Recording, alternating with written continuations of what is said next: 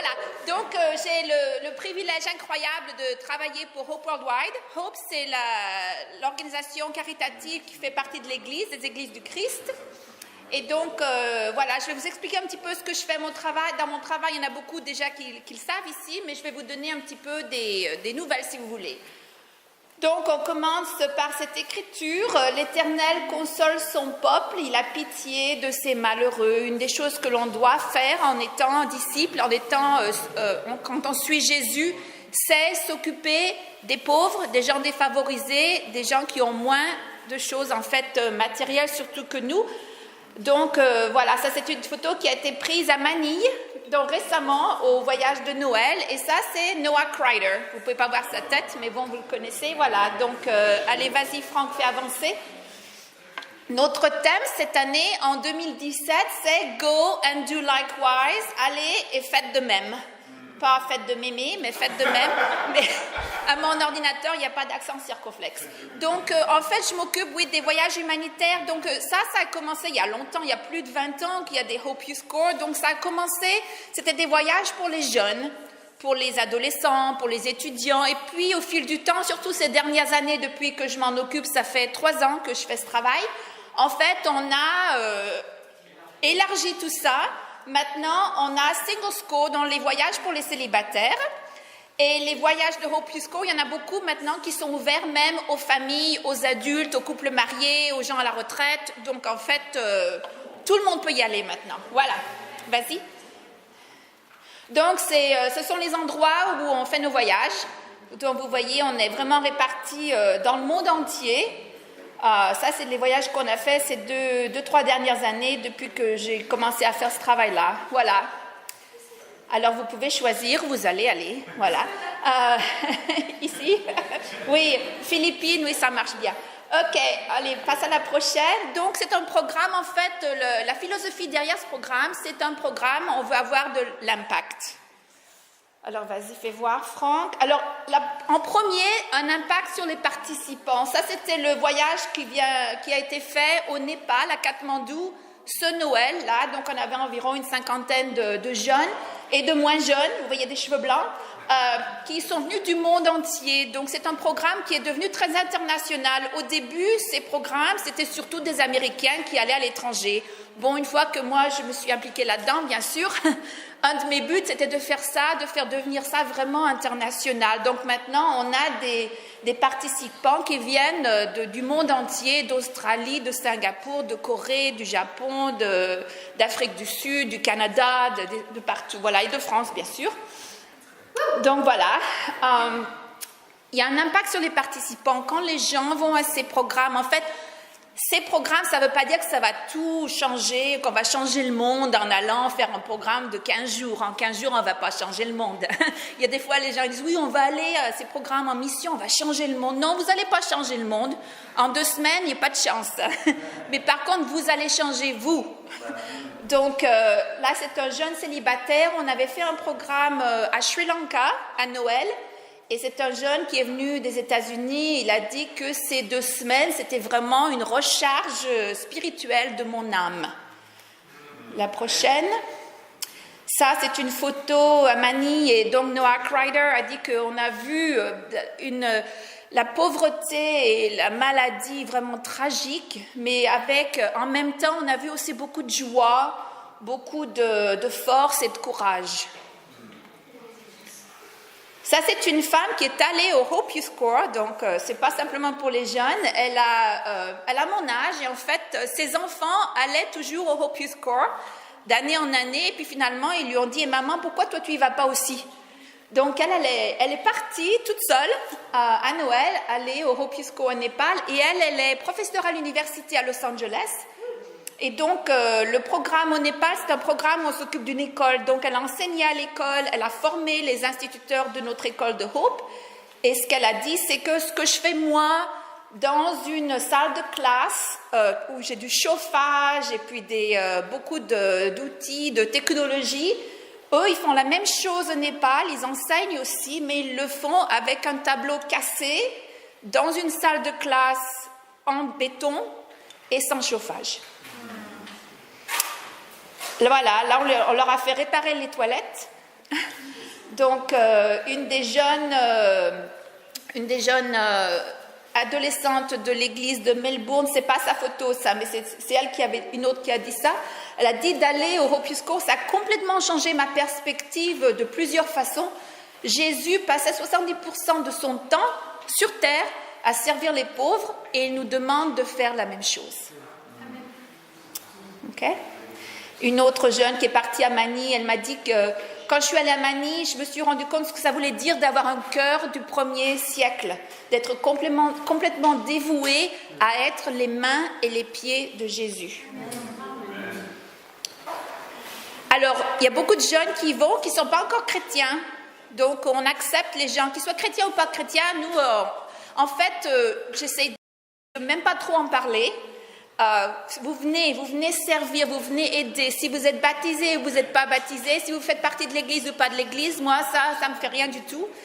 Donc, on a beaucoup de gens qui vont maintenant, qui ne sont pas chrétiens, qui ne sont pas baptisés. Et l'année dernière, ce qui s'est passé, qu'il y a 2 sœurs, Ashley et Ariel, elles faisaient partie de l'église depuis l'enfance, mais elles n'avaient jamais été baptisées, elles ne sont jamais devenues chrétiennes, mais elles voulaient quand même aller aider les pauvres. Alors, une des sœurs est allée en Jamaïque et l'autre est allée à Philadelphie. Elles sont parties exactement en même temps. Et toutes les deux, pendant le programme, en servant les pauvres, en aidant les gens, elles ont eu un changement de cœur. Elles sont toutes les deux revenues de leur voyage. Elles ont toutes les deux décidé d'étudier la Bible et elles ont été baptisées le même jour. Donc, on voit ça très souvent. L'année dernière, je crois qu'on a baptisé environ 50 ou 60 jeunes qui sont allés dans ces programmes, qui n'avaient pas du tout l'intention d'être chrétiens. Vous savez, souvent, les jeunes grandissent dans l'Église, ils n'ont pas toujours envie d'être chrétiens, mais ils vont servir les pauvres et reviennent avec un cœur changé. Ça, c'est un jeune de l'Église de Singapour, Devon, c'était un jeune homme, il est revenu, il a dit, à la fin du programme, j'ai pleuré. Et tout le monde a pleuré. En fait, on voit beaucoup de jeunes, surtout les jeunes hommes qui changent leur cœur. On voit beaucoup de jeunes qui pleurent pendant ces programmes, des jeunes qui ne pleurent pas normalement. Quand on est autour des gens qui souffrent, des gens qui sont défavorisés, ça nous change aussi à l'intérieur. Il a dit que cette expérience peut être résumée par un seul mot, l'amour. Hope Youth Course a fait une grande différence dans ma décision de devenir chrétien. Et une autre jeune fille de Los Angeles, elle est allée à Philadelphie, elle a dit quelque chose s'est déclenché dans mon cœur. Ça m'a changé le cœur quand j'ai servi les autres. Et en fait, ce qu'on fait pendant le Hope Youth Course, c'est qu'on sert, on aide les pauvres pendant la journée, mais tous les matins, on a un devotional, comment vous dites ça, une dévotion? Voilà, tous les matins, ils ont une leçon, et tous les soirs, on a un groupe de discussion pour discuter de ce qu'on a appris pendant la journée, de nos réflexions, de ce qu'on a vu. C'est là où on pleure beaucoup, où on confesse nos péchés, parce que de servir les gens pauvres, en fait, ça nous fait quelque chose au cœur. Voilà, donc je veux remercier l'Église de Lyon spécialement, parce que vous n'êtes pas une très grande église, mais vous êtes très généreux. Tous les ans, vous donnez une bourse complète pour qu'un des jeunes de l'église puisse aller à Hope Youth Course. Donc ça, c'est super. Et au fil de ces dernières années, il y en a plusieurs d'entre vous qui sont venus. Là, c'était le groupe aux Philippines, d'ailleurs, qui était dirigé par Aaron et Esther. Moi, j'y vais simplement pour être la mère. Je m'occupe des malades. Et s'il y en a qui ont des problèmes. En fait, c'est pas moi qui dirige quand je vais dans ces programmes. Les programmes sont dirigés par des jeunes.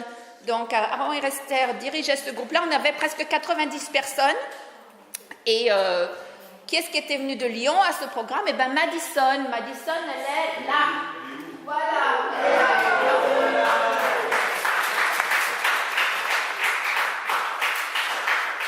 Oui, la prochaine photo, c'est aussi Madison au milieu. Et puis c'est Aaron à côté. Voilà. Donc aussi on s'amuse, en Hope Youth Course. Vous imaginez avoir 90 jeunes ensemble, on s'ennuie pas, hein. Ça, c'était le groupe qui est parti à New Delhi en décembre 2014. Donc là, vous voyez bien sûr, un autre programme qui a été dirigé par Aaron et Esther, par coïncidence. Donc, je crois que tous les jeunes de Lyon, ils sont dirigés par eux. Donc là, il y a Sarah ici et Laetitia ici, voilà. Et Louis. Il est à gauche. Voilà. Donc, Pierre Le Nohan était venu en 2010 aussi en Inde. Donc, voilà. Et voilà, les deux. Elle...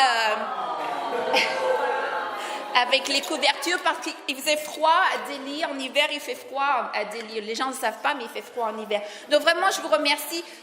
Dans 15 jours, Madison et Mathias viennent avec moi en Zambie cette fois-ci. Donc, voilà.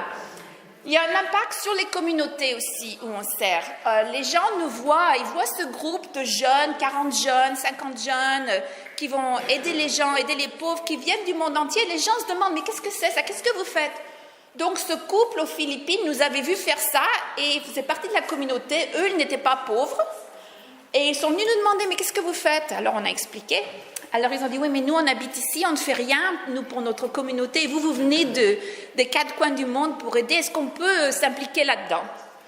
Donc, ils ont commencé à être avec nous, à venir avec nous, à servir avec nous. Et une fois que le groupe est reparti, ils ont commencé à étudier la Bible et tous les deux ont été baptisés.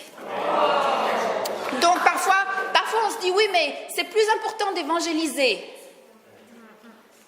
En fait, le cœur des gens peut changer de façon différente. Les gens changent quand ils voient Jésus en nous. Hein, ce n'est pas simplement d'ouvrir la Bible. Bien sûr, la parole de Dieu est puissante, mais surtout dans un pays comme la France, par exemple. Je pense vraiment que dans un pays comme la France, qui est un pays principalement athée, ou dans des pays où les gens ne croient pas forcément en Dieu, de leur faire voir Jésus, avant même de leur parler de Jésus, ça a un impact extraordinaire. Ça, c'était, la photo d'avant, la femme qui a été baptisée, en fait, on avait fait un programme l'année dernière en Écosse, et une des activités qu'ils faisaient le soir pour s'amuser, c'est qu'ils avaient engagé une prof pour leur apprendre la danse écossaise. Donc, cette femme a passé 15 jours avec les jeunes du Hopius Corps, et à la fin du Hopius Corps, elle a décidé d'étudier la Bible, elle a été baptisée. Ça, c'est une jeune fille qui est allée l'année dernière au Hopius Corps de Vancouver.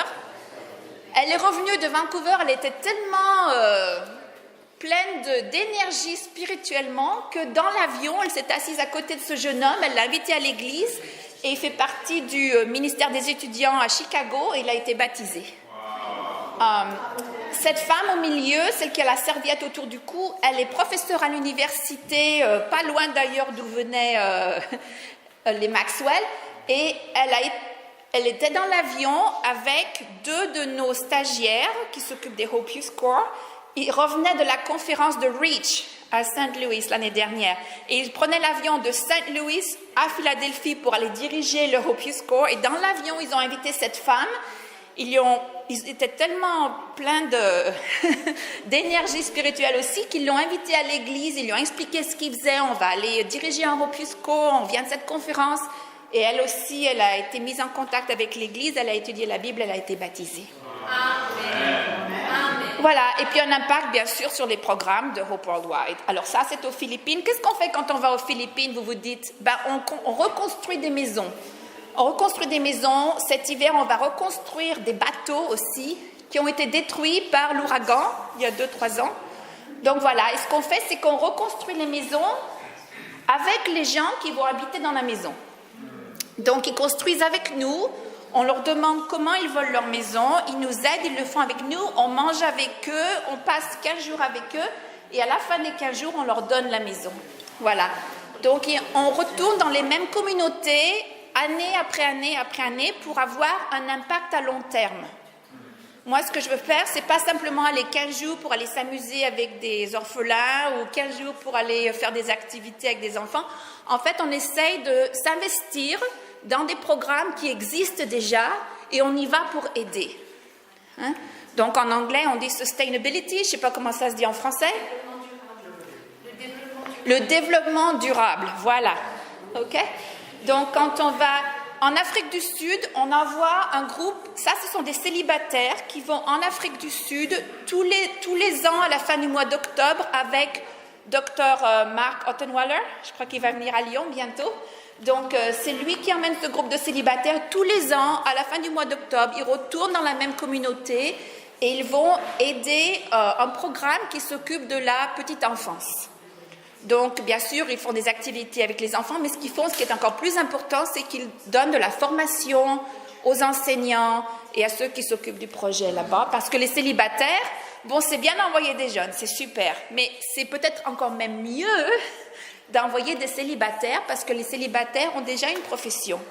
Ils sont déjà formés, donc ils peuvent vraiment contribuer au programme.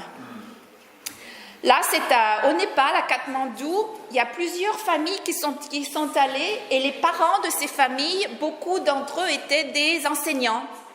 Donc, ce qu'ils ont fait, c'est qu'ils ont fait une formation pour les enseignants de la ville là-bas à Katmandou, non seulement de notre école à nous, mais d'autres écoles. Donc, ils ont formé les enseignants. Donc, encore ce que disait Fabienne, durable quoi? Développement durable. Et ça, c'est à Chicago. On fait des programmes aussi aux États-Unis. À Chicago, ça, c'est l'Europusco où ma fille Madeleine va aller le mois prochain. Et c'est un programme où ils apprennent, donc on y va tous les ans aussi.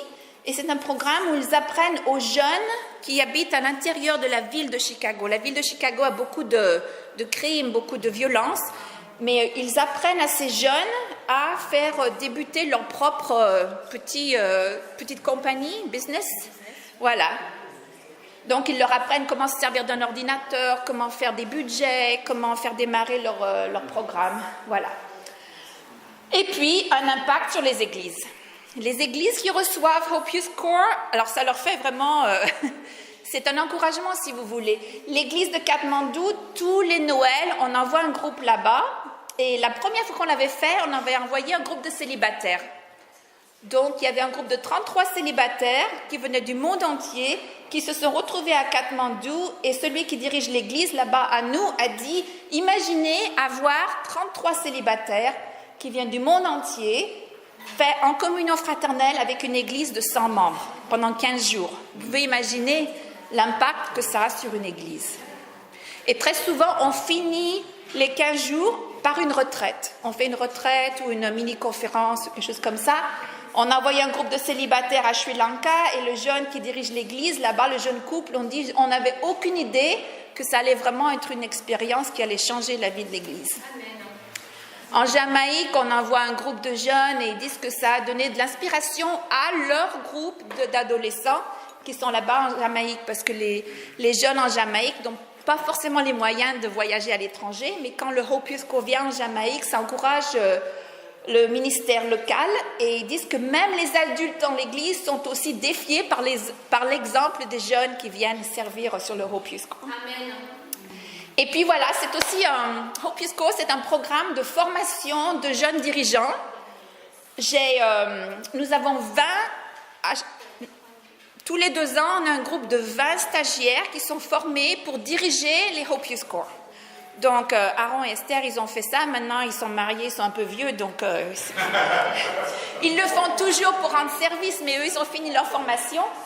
Donc, ce sont des jeunes qui sont étudiants. Il faut être étudiant à plein temps.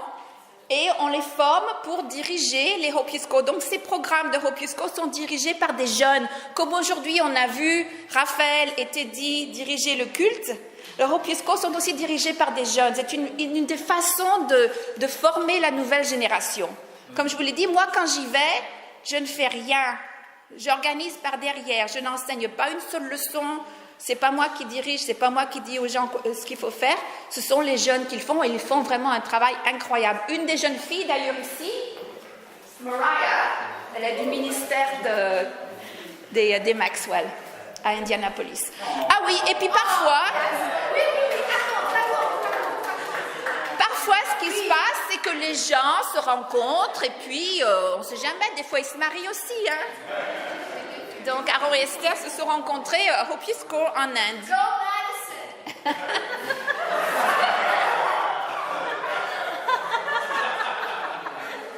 Et Raphaël.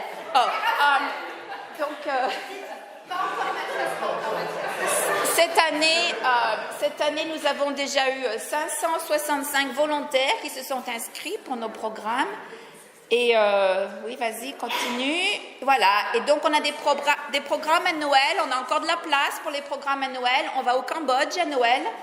On va aux Philippines, au Népal, en Floride et à Haïti pour les célibataires. Tous ces 4 voyages sont ouverts à tout le monde. N'importe qui peut y aller.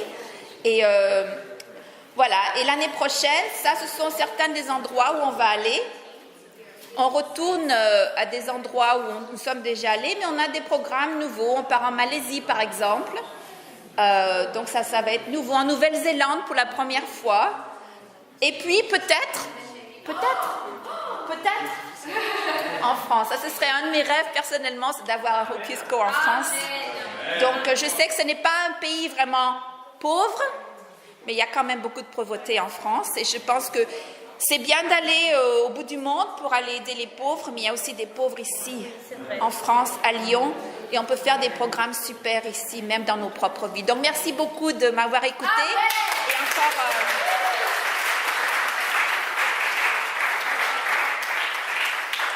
Et encore, merci à l'Église ici pour votre soutien de Hope Worldwide et de Hope You Score au fil des années. Même quand vous étiez une Église toute petite, vous n'avez jamais abandonné le travail des pauvres. Merci. Amen.